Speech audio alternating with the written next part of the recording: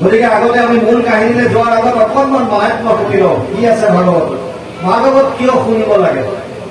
যদি আপোনালোকক সোধে ভাগৱতনো কিয় শুনিব লাগে, ব্যাসদেৱে ভাগৱতৰ মাহাত্ম্য ভাগৱতত দুই এটা জেগাত কৈছে, তাৰ বাহিৰে বেছিকৈ কৈছে পদ্মপুৰাণৰ উত্তৰ খণ্ডত 6টা অধ্যায়ত ভাগৱত মাহাত্ম্যৰ বিষয়ে কৈছে। 6টা অধ্যায়। পদ্মপুৰাণ মানে 18খন পুৰাণৰ দ্বিতীয়খন ডাঙৰ পুৰাণ হৈছে পদ্মপুৰাণ। আটাইতকৈ ডাঙৰ পুৰাণখন স্কন্দ পুৰাণ, য'ত 81,100টা শ্লোক আছে, আৰু দ্বিতীয়খন হৈছে পদ্মপুৰাণ, য'ত 55,000 শ্লোক আছে। ইয়াত শেষৰ খণ্ডত উত্তৰ খণ্ডত 6টা অধ্যায়ত ভাগৱতৰ মাহাত্ম্যৰ কথা কৈছে।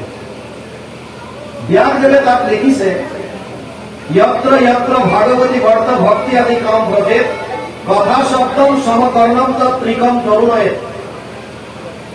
भागवत महात्म्य पद्मपुराण 2 अध्याय 9 নম্বৰ শ্লোক। यत्र यत्र भागवती वर्त, য'ত য'ত ভাগৱতৰ কথা হয়, ভক্তি আদি কাম ভজে, তাহলে 3টা বস্তুৰ আগমন হয় বুলি কৈছে। ভক্তি আদি মানে ভক্তি, জ্ঞান আৰু বৈৰাগ্য। য'ত ভাগৱতৰ কথা হয় তাহলে ভক্তি, জ্ঞান আৰু বৈৰাগ্যৰ আগমন ঘটে। কথাৰ সপ্তম সমকৰ্ণম ত্ৰিকম তৰুণয়েত। ভাগৱতৰ কথা যিমান আপোনালোকে শ্ৰৱণ কৰিব সিমান আপোনালোকৰ হৃদয়ত এই ভক্তি, জ্ঞান আৰু বৈৰাগ্য তৰুণ হৈ গৈ থাকিব, যুৱক হৈ গৈ থাকিব। কিন্তু ইয়াৰ পৰা ওলাই যোৱাৰ পাছত কোনে কিমান সময়লৈকে ভক্তি বস্তু হৃদয়ত তৰুণ কৰি ৰাখিব পাৰে, সেয়া আপোনালোকৰ সুকীয়া সুকীয়া কথা। যোনে যিমান সময় মন্থন কৰিব, যোনে যিমান তাৰ ওপৰত চৰ্চা কৰিব, সিমান সময় থাকিব। ব্যাসদেৱে লিখিছে কথা ভাগৱতস্যাপি নিত্যম ভৱতি য়ৎ গৃহে তৎ গৃহম তীৰ্থৰূপম হি বাসতম পাৱনাশৰম। ভাগৱত মাহাত্ম্য পদ্মপুৰাণ 3 অধ্যায় 29 নম্বৰ শ্লোক। কথা ভাগৱতস্যাপি, ভাগৱতৰ কথা নিত্যম ভৱতি য়ৎ গৃহে, যিখন ঘৰত সদায় হয় সেই ঘৰখন তীৰ্থলৈ ৰূপান্তৰিত হয় বুলি কৈছে। আৰু সেইকাৰণে গুৰুজনাই আমাক তীৰ্থ ভ্ৰমণলৈ যোৱাৰ কোনো প্ৰয়োজন নাই বুলি কৈছে। কাৰণ আপুনি যদি কৃষ্ণলীলা নিজৰ ঘৰতে যদি শ্ৰৱণ কীৰ্তন সদায় কৰে, যদি সদায় পাঠ কৰে ভাগৱতৰ, তেতিয়াহ'লে আপোনাৰ ঘৰখনে তীৰ্থ হৈ আছে আৰু আপুনি বাহিৰত তীৰ্থলৈ যাবলৈ কি প্ৰয়োজন? চব বস্তু বিজ্ঞানসন্মত কাৰণ আছে। তীৰ্থ কাক কয় আগতে বুজক। যিবিলাক স্থানত মহাপুৰুষৰ জন্ম বা প্ৰভু ভগৱন্তৰ লীলা হৈছিল, সেই স্থানবিলাকক তীৰ্থক্ষেত্ৰ বুলি কোৱা হয়। আগতে আছিল সেই তীৰ্থক্ষেত্ৰবিলাকত সন্ত মহন্তসকল একত্ৰিত হৈ ভগৱানৰ লীলাবিলাক তাত চৰ্চা কৰে। আৰু গাঁৱে ভূঞে ইয়াৰ অভ্যাস নাছিল। সেইকাৰণে মানুহে ঈশ্বৰৰ কথা শুনিবৰ কাৰণে নিৰ্দিষ্ট স্থানলৈ যাব লাগিছিল, অৰ্থাৎ এই তীৰ্থক্ষেত্ৰসমূহলৈ। তাতহে সন্ত মহন্তৰ মুখে এই কথাখিনি শুনিব পাৰিছিল। কিন্তু যেতিয়াই আমাৰ গুৰুজনা অৱতৰিত হল, তেওঁৰ লগতে তেওঁৰ প্ৰপন্ন শিষ্যসকলে সংস্কৃতৰ কঠিন কঠিন শাস্ত্ৰবিলাক, যিবিলাক ভক্তি মাৰ্গৰ লগত আটাইতকৈ জৰুৰী, সেইবিলাক পানীৰ দৰে ভাষাত অনুবাদ কৰি আমাক দি দিলে। আৰু আজিৰ দিনত ভাগৱত আপোনাৰ ঘৰলৈ আহে। আজি আপুনি তীৰ্থলৈ যাবৰ প্ৰয়োজন নাই, আপোনাৰ নিজৰ ঘৰতে ভাগৱত হ'ব। আপুনি নিজে ভাগৱত পঢ়িব পাৰে, শুনিব পাৰে। আগতে কৈছিল চুব নাপায়, চাব নাপায়, চুলে অমুক হব, চালে অমুক হব। গুৰুজনাই কৈছে এইবিলাক নহয়, চব মিছা। অধ্যয়ন কৰক, পঢ়ক, শ্ৰৱণ কৰক, কীৰ্তন কৰক, ভাগৱত সদায় পঢ়ক। বেছি নালাগে, শ্লোকাৰ্থম শ্লোকপদম শ্ৰীমদ ভাগৱত ভৱম, অলপ মানুহ যদি পঢ়ে, এটা পৃষ্ঠা অকণমান সদায় যদি পঢ়ে, আপোনাৰ ঘৰখন তীৰ্থলৈ ৰূপান্তৰিত হব। আৰু আপোনাৰ গৃহত যদি জানিব অজানিতে কিবা যদি পাপ আছিল, সমস্ত পাপৰ পৰা আপোনালোকে পৰিত্ৰাণ পাব। ব্যাসদেৱে ৫,৫০০ বছৰ আগতে কথা এটা গম পাইছিল যে কলি যুগৰ মানুহে প্ৰত্যেকটো বস্তুত তুলনা কৰি চাব কোনফালে গ'লে মোৰ লাভ বেছি, কোনটো পন্থত গ'লে এইটো বেছি আছে। পলিটিক্সৰ দৰে ৰাতিপুৱালৈকে এটা পাৰ্টিৰ বিপৰীতে কথা কৈ আছে, দেখিব আবেলি দলে দলে গৈ তাতে জইন কৰিলে। ব্যাসদেৱে তেতিয়াই গম পাইছিল যে কলি যুগৰ মানুহে প্ৰত্যেকটো বস্তুত তুলনা কৰি চাব। শ্ৰৱণ কীৰ্তন যদি কৰে তাৰ লাভ কিমান, যাগ যজ্ঞ পূজা পাতল যদি কৰে তালে গ'লে ফাইদা বেছি পাম নেকি। সেইকাৰণে তেওঁ তেতিয়াই ক্লিয়াৰ কৰি থৈ গৈছে, অশ্বমেধ সহস্ৰাণি বাজপেয় শতানিচ শুকশাস্ত্ৰ কথায় চ গণো নৰহন্তি সৰসী। পদ্মপুৰাণ উত্তৰখণ্ড ভাগৱত মাহাত্ম্য ৩য় অধ্যায় ৩০ নম্বৰ শ্লোক। তাত কৈছে যদি কোনোবাই অশ্বমেধ যজ্ঞ ১,০০০টা যদি কৰিব পাৰে, এইটো কলি যুগতটো অসম্ভৱ, তথাপিও যদি কোনোবাই কৰিব পাৰে ১,০০০ অশ্বমেধ যজ্ঞ আৰু ১০০টা বাজপেয় যজ্ঞ, আৰু আনফালে আপোনালোকে অনুষ্ঠিত কৰাৰ দৰে যদি ভাগৱতৰ শ্ৰৱণ কীৰ্তন হয়, ব্যাসদেৱে লিখিছে ভাগৱতৰ শ্ৰৱণ কীৰ্তনৰ পৰা যিটো ফল আপোনালোকে পাব তাৰ ১৬ ভাগৰ এভাগ হ'ব ১,০০০ অশ্বমেধ যজ্ঞ আৰু ১০০টা বাজপেয় যজ্ঞ কৰি পোৱা ফলৰ সমান। গতিকে লাভ কোন হ'ল আপোনালোকে নিজে চাই লওক। আপোনালোকক যদি প্ৰশ্ন কৰে যে তোমালোকে ভাগৱত শুনিলা, এতিয়া কোৱা ভাগৱত কিয় শুনিব লাগে, মই বাকী চব আপোনালোকে পাহৰিলেও ২-৩টা কথা মনত ৰাখক। নাম্বাৰ 1, ভাগৱত ভগৱান কৃষ্ণৰ বাংময় মূৰ্তি। তেনেয়ম বাংময় মূৰ্তি প্ৰত্যক্ষ বৰ্ততে হৰি সেবাত শ্ৰবণাৎ পথত দৰ্শনাৎ পাপনাশিনী। পদ্মপুৰাণ উত্তৰখণ্ড ভাগবত মাহাত্ম্য ৩য় অধ্যায় ৬২ নম্বৰ শ্লোক।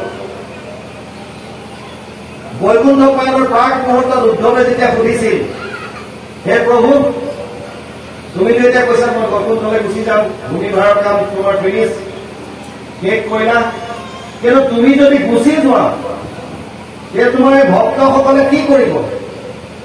তাতে বিয়োগেনতে ভক্তম কথম শৈশন্তি ভূতলে নির্গুণ উপাসনে কষ্ট মত কিঞ্চিত বিচারায়। পদ্মপুরাণ উত্তরখণ্ড ভাগবত মাহাত্ম্য ৩য় অধ্যায় ৫৯ নম্বৰ শ্লোক।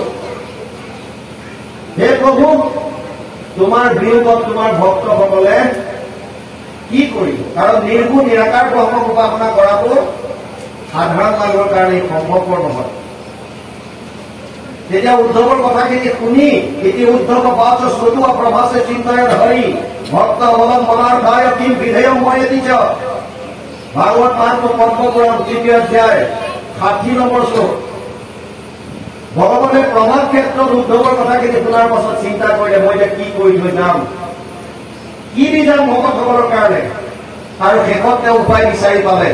স্বকীয় ইয়াত ভগতে তচ্চ ভগৱতে অদাত্তাত হৃদয়ে প্ৰবিষ্ট হৈ শ্ৰীমদ ভাগৱতৰ নৱম। এই ভাগৱত মহাসাগৰৰ মাজত তেওঁৰ সমস্ত বল বীৰ্য সকলোখিনি বিলীন কৰি দিলে, লগে লগে ঘোষণা দিলে তেনেয়ম বাংময় মূৰ্তি প্ৰত্যক্ষ বৰ্ততে হৰি সেৱাত শ্ৰৱণাৎ পথত দৰ্শনাৎ পাপনাশিনী। অৰ্থাৎ ভাগৱত শাস্ত্ৰ প্ৰভু ভগৱন্তৰ বাংময় স্বৰূপ ইয়াত শব্দ আকাৰে বিৰাজমান হৈ আছে।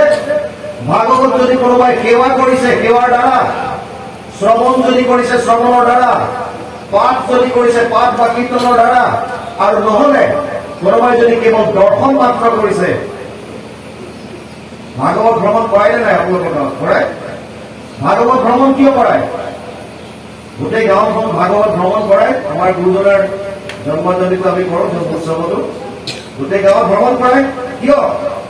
যিসকলে অসুস্থতা, শাৰীৰিক অসুস্থতাৰ কাৰণে, কিবা অসুচিতাৰ কাৰণে তেওঁলোকে কায়িকভাৱে সেই অনুষ্ঠানটোলৈ আহিব পৰা নাই, সেইসকলে যদি নিজৰ গৃহৰ পৰাই এই ভাগৱত ভাগ যদি দৰ্শন পায়, নিজৰ গৃহৰ পৰাই যদি ভাগৱতলৈ চাই সেৱা এটা কৰে, ব্যাসদেৱে লিখি থৈ গৈছে তেতিয়াও তেওঁলোকৰ সমস্ত পাপ নাশ হ'ব। গতিকে প্ৰথম কথা ভাগৱত ভগৱান কৃষ্ণৰ বাংময় স্বৰূপ, গতিকে আমি শুনিব লাগে। দ্বিতীয় কথা, ভাগৱত সমস্ত শাস্ত্ৰৰ সাৰ। যদিও আমি আমাক হিন্দু ধৰ্ম বুলি কোৱা হয়, আচলতে হিন্দু ধৰ্ম নহয়। সিন্ধু নদীৰ পাৰত সেই সময়ত যিমান আছিলে সকলোকে তেতিয়াৰ পাৰ্চেণ্টবিলাকে হিন্দু হিন্দু কৈছিল। হিন্দুটো মুখত নুঠে কাৰণে হিন্দু বুলি কৈছিল। পাৰ্টিকুলাৰ এটা সম্প্ৰদায় নাছিলে, সকলোকে মিলাই কৰে। তাৰ পৰা যদি মুছলমান সম্প্ৰদায়ৰ আছিলে বা সনাতন ধৰ্ম আছিলে বা বেলেগ আছিলে, সকলোকে মিলাই তেওঁলোকে হিন্দু বুলি কৈছিল। তাৰমানে সিন্ধু নদীৰ পাৰত থকা সকলো। কিন্তু কালৰ পথত আহি আহি এতিয়া সনাতন ধৰ্মৰ মানুহখিনিকে আমি হিন্দু হিন্দু কোৱা হ'ল। যি কি নহওক, এই সনাতন ধৰ্মৰ মূল হৈছে বেদ। বেদ কোনো সৃষ্টি কৰা নহয়, এইটো বস্তু আমি বুজি লওঁ। বেদ হৈছে জ্ঞান। জ্ঞান কোনো লিখা নাই। জগত সংহৰি খুটি আছে নাৰায়ণ, প্ৰথম নিশ্বাসে বাজ বইলা বেদগণ। প্ৰথম নিশ্বাসত বাজ যোৱা অপৌৰুষয় বুলি কয়, কোনো ৰচনা কৰা নাই। ব্যাসদেৱে ইয়াক বিস্তাৰ কৰিছে। বেদ চাৰিখন, ঋক সাম যজুৰ অথৰ্বৈক্য চতুৰ্বেদ ঊৰ্ধ্বতে ভাৰত পুৰাণঞ্চ পঞ্চম বেদ উচ্চতে। 1:4-20 প্ৰথম স্কন্ধ 4ৰ্থ অধ্যায় 20 নম্বৰ শ্লোক ভাগৱত। ঋগ্বেদ, সামবেদ, যজুৰ্বেদ, অথৰ্ববেদ, চাৰিখন বেদ। কিন্তু ব্যাসদেৱে লিখিছে মহাভাৰত আৰু ভাগৱতক পঞ্চম বেদ বুলি কোৱা হয়। এই বেদৰ 4টা ভাগ আছে, সংহিতা, ব্ৰাহ্মণ্যম, আৰণ্যক আৰু বেদান্ত। বেদান্ত বেদৰ শেষৰ পাৰ্ট, য'ত 108খন উপনিষদ আছে। উপনিষদ বিলাকক বেদান্ত বুলি কোৱা হয়। এই বেদান্ত অৰ্থাৎ উপনিষদসমূহ বেদৰ সাৰ। কিন্তু ব্যাসদেৱে যিজনে বেদৰ বিস্তাৰ কৰিছিল, তেওঁৱে ভাগৱতত লিখিছে সৰ্ব বেদান্ত সাৰম হি শ্ৰী ভাগৱত নিশ্চতে জয়স্ব ৰসামৃত তৃপ্তস্য নানাই নত্ৰ ৰতি ক্বচিত। 12-13-15 দ্বাদশ স্কন্ধ 3য় অধ্যায় 15 নম্বৰ শ্লোক ভাগৱত। অনুবাদ কৰিছে মহাপুৰুষ মাধৱদেৱে ঘোষা 18 নম্বৰ পদজোকা।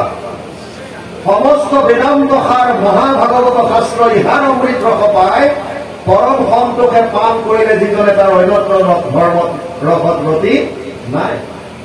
অৰ্থাৎ বেদৰ যদি সাৰাংশ যদি বেদান্ত হয়, বেদান্তৰ সাৰ ভাগৱত বুলি ব্যাসদেৱে লিখি থৈ গৈছে। আৰু আমাৰ দুখন মহাকাব্য আছে, এখন ৰামায়ণ আৰু আনখন মহাভাৰত। আমি কম বেছি পৰিমাণে দুইখনৰে কাহিনী সকলোৱে জানো। ভাগৱত যদি শ্ৰৱণ কৰে, ইয়াত মহাভাৰতৰ কথাও পাব। নৱম স্কন্ধত ৰাজবংশাৱলীত ৰামায়ণৰ থুলমূল আইডিয়া পাব। আৰু মহাভাৰতৰ ভিতৰৰ এখন গ্ৰন্থ ভীষ্ম পৰ্বৰ 25 পৰা 42 অধ্যায়লৈ, এখন হৈছে শ্ৰীমদ ভগৱত গীতা। এইটো মহাভাৰতৰ ভিতৰৰ বস্তু, যিখন আমি গীতা বুলি কওঁ। গীতা শাস্ত্ৰ ভাবো, গীতাৰ কথাও আপুনি ইয়াত পাব। অৰ্থাৎ যদি আমি কেৱল ভাগৱত যদি শ্ৰৱণ কৰোঁ, ভাগৱতৰ মাজতে আপোনালোকে বেদৰ সাৰ, ৰামায়ণ, মহাভাৰত, গীতাৰ সাৰ সমস্তবিলাক বস্তু পাব। সেইকাৰণে সমস্ত শাস্ত্ৰৰ সাৰ হিচাপে আমি ভাগৱত শ্ৰৱণ কৰিব লাগিব। ভাগৱতত বিভিন্ন কাহিনী আছে। ইয়াত বিষ্ণু আৰু বৈষ্ণৱৰ কথাৰে ভৰি আছে। বিষ্ণু আৰু বৈষ্ণৱ বিভিন্ন কাহিনী আছে। কাহিনী আকাৰে যদি আপুনি জানি থয়, তাৰ পৰা আপোনাৰ সেইটো লাভ নহব, যিটো লাভ আপুনি হৃদয়ংগম কৰি তাৰ পৰা আমি কি ল'ম, আচৰণত কি ল'ম, এই কথাখিনি যেতিয়ালৈকে নলয়। ভাগৱত শ্ৰৱণ কৰি তাৰ আচৰণ তত্ত্বটো লৈ আমি আচৰণত কি আনিম, এই বস্তুটো আহিব লাগে। ভাগৱতে বিভিন্ন কাহিনীৰ মাজৰে যদিও বিভিন্ন ব্যৱহাৰৰ কথা কৈছে, তাৰ মই 4টা মাত্ৰ মুখ্য ব্যৱহাৰ কৰি মূল কাহিনীত সোমাম। ভক্তিটো বৰ সুন্দৰ কাহিনী, মানে মোৰ কথা তত্ত্ব। প্ৰথম কথা কৈছে সাংসাৰিক জীৱনত পৰিশ্ৰম কৰা, নাম্বাৰ 1। বৰ্তমান আমাৰ অসমীয়া সমাজখন বিশেষকৈ উঠি অহা যুৱচাম আমি কৰ্ম সংস্কৃতিৰ পৰা আঁতৰি আহিছো। আগতে যিসকল ইয়াত জ্যেষ্ঠ লোক আছে তেওঁলোকে জানিব, স্কুল কলেজলৈ যোৱাৰ আগত অফিচ কাছাৰীলৈ যোৱাৰ আগত তেওঁলোকে নিজৰ পথাৰত গৈ কৰ্ম কৰিছিল, খেতি বাতি নিজে কৰিছিল, শাক পাচলি নিজৰ ঘৰৰ খাইছিল। কিন্তু বৰ্তমান যদি আপোনালোকে চায়, আমি আমাৰ সন্তানসমূহলৈ যেতিয়া লক্ষ্য কৰোঁ, তেতিয়া চাওঁ যে তেওঁলোকৰ খেতিৰ প্ৰতি সেইটো ইণ্টাৰেষ্ট নাইকিয়া হ'ল, পৰিশ্ৰম কৰিবলৈ তেওঁলোকে বাদ দিয়া হ'ল, শাৰীৰিক পৰিশ্ৰমটো টোটেলি নকৰা হৈছে। আৰু অৰ্জুনক গীতাত কৈছে নিয়তম কুৰু কৰ্ম ত্বম কৰ্ম জ্যায় হিয়া কৰ্ম শৰীৰ যাত্ৰা বিচ্যাতে ন প্ৰসিদ্ধে কৰ্মণি। ৩য় অধ্যায় ৮ নম্বৰ শ্লোক গীতা। হে অৰ্জুন, তই তোৰ কৰ্তব্য কৰ্ম নিজে কৰ, আৰু যদি নকৰ শৰীৰে এদিন তোক লগ নিদিয়া হ'ব। শৰীৰে লগ নিদিয়া হ'ব মানে আপুনি বহো বুলি তলত বহিব নোৱাৰে, চাওঁ বুলি দূৰলৈ চাব নোৱাৰে, দেখা নাপায়, শুনো বুলি ভালকে শুনিব নোৱাৰে, কাণেৰে নুশুনা হ'ব, হাত ভৰি অলৰচৰ হৈ আহিব। সেইকাৰণে যিটো সময়ত আমি পাৰোঁ শাৰীৰিক পৰিশ্ৰম কৰিবলৈ দিছে। আৰু ডাঙৰ কথা এটা হৈছে, শাৰীৰিক পৰিশ্ৰমটো নকৰাৰ কাৰণে খুব কমন দুটা বেমাৰ হৈছে, অসুখ হৈছে। এটা হৈছে হাই ব্লাড প্ৰেছাৰ, এটা হৈছে ডায়েবেটিছ, চুগাৰ প্ৰব্লেম। সৰু সৰু ল'ৰাৰ চুগাৰ প্ৰব্লেম আহি গ'ল, ডায়েবেটিছৰ। আৰু আজিকালি মানুহৰ ঘৰলৈ গ'লে প্ৰথমতে আইগৰাকীয়ে সোধে বাপ চাহত চেনি খাবলৈ। আচ্ছা, তাত দুটা কথা আছে, প্ৰশ্নটো যদি সোধে বৰ টেৰা কৰি তাৰ মাজতে দুটা কথা সোধে। চাহত চেনি খাবলৈ মানে তাতে এটা প্ৰশ্ন আৰু জড়িত হৈ আছে, তোৰ চাহ খাবলৈ মন আছে নে নাই? বুজা নাই? এতিয়া যদি আমাক আহি কোনোবাই সোধে বা চাহত চেনি দিম নে, আমি চিধাই কওঁ যে আমি চাহেই নাখাওঁ, মানে ক্লিয়াৰ হৈ গ'ল আৰু এতিয়া চাহ নকৰিলেও হ'ব। আৰু যদি কেনেবাকে ইনডাইৰেক্টলি সুধি দিয়ে যে চাহত চেনি দিম নে, তাৰ মানে তোৰ প্ৰথম কথা চাহ খাবলৈ মন আছে নে নাই, যদি আছে তেতিয়াহ'লে কওঁ চেনি খাবি নে নাই। এইটো আৰু বেয়াও নাপায়। আজিকালি আপুনি মানুহৰ ঘৰত গ'লে এইটো কমন প্ৰশ্ন, চবেই সোধে। আৰু অলপ বয়স হোৱাৰ পাছত এইটো সুধিবই। তাৰ মানে কিয়? তাৰ মানে চুগাৰৰ প্ৰব্লেমটো কমন হৈ গৈছে। আৰু দ্বিতীয়টো হৈছে প্ৰেছাৰ, ব্লাড প্ৰেছাৰ। আচ্ছা, ডায়েবেটিছ হোৱাৰ পাছত ডাক্তৰে যেতিয়া প্ৰেছক্ৰিপশ্যনত লিখি দিয়ে যে এতিয়া তুমি খোজ কাঢ়িব লাগিব, শাৰীৰিক পৰিশ্ৰম কৰিব লাগিব, তেতিয়া চবেই লাগি আছে। গতিকে পৰিশ্ৰমটো আমি কৰিবই লাগিব, শাৰীৰিক পৰিশ্ৰমৰ অবিহনে গতি নাই, নহ'লে শৰীৰে পিছত গৈ লগ নিদিয়া হ'ব। দ্বিতীয়তে কৈছে সামাজিক জীৱনত স্বচ্ছতা। স্বচ্ছতা মানে লোক ঢাক নোহোৱা। এইবিলাক একো একোটা সামাজিক অনুষ্ঠান। আমাৰ সৰুৰ পৰা ডাঙৰলৈকে বিভিন্ন অনুষ্ঠান হয়, এজনতকে বেছি লগ হ'লে এইবিলাক সামাজিক অনুষ্ঠানে হৈ যায়। আৰু সামাজিক অনুষ্ঠানবিলাক জেনেৰেলি আমি দান বৰঙণিৰ দ্বাৰাই কৰোঁ। এতিয়া ঘটনা হ'ল, যদি সেই কমিটিখন বা সমিতিখনৰ মনত যদি স্বচ্ছতা নাই, পবিত্ৰতা নাই, তেতিয়াহ'লে সেই অনুষ্ঠানটোৰ পাছত হিচাপ কিতাপ দিয়া তেওঁলোকে দেৰি কৰি গৈ থাকিব।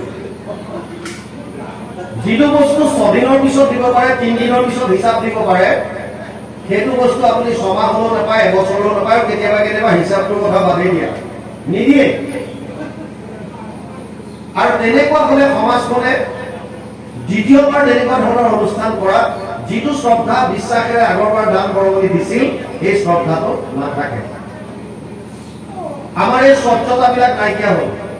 আৰু ইভেন ইয়াতকৈ ডাঙৰ ঘটনা হৈছে, আগতে কেইজনমান মিলি পেলাই কথা বতৰা পাতি ল'ব যে আপুনি অমুক পদত হ'ব, অমুকত অমুক হ'ব, তমুকত তমুক হ'ব, আৰু এখন মিটিং দি পেলাই আগুৱা বাঢ়ি পেলাই ক'ব যে এই অমুকৰ নামটো প্ৰস্তাৱ কৰিছে তেওঁৱে হওক, তমুকৰ নাম প্ৰস্তাৱ কৰিছে তেওঁৱে হওক, কিন্তু ফিক্সটো আগতেই থাকে। এইবিলাক স্বচ্ছতাবিহীন, পদবী লোভত কৰি, পাৱাৰৰ লোভত কৰি কৰা কৰ্ম, এইবিলাক স্বচ্ছতাবিহীন। বাৰে বাৰে ভাগৱতে কৈ আছে যে স্বচ্ছতা ৰাখা, তুমি যিটো বস্তু পাবলগীয়া আছে সেইটো তুমি পাবা।